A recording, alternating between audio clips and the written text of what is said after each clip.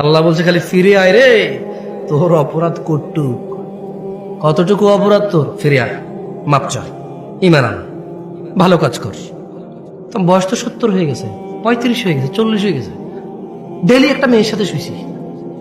Daily 2 litre মদ খাইছি, এ আল্লাহ ফিরে আসলে হবে? আল্লাহ বলছে আরে শোন,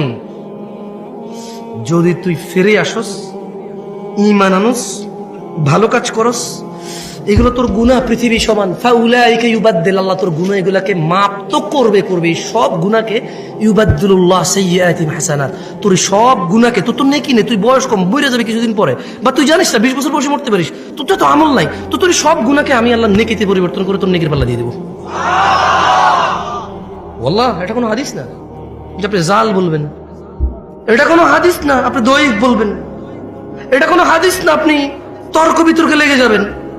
এটা সূরা।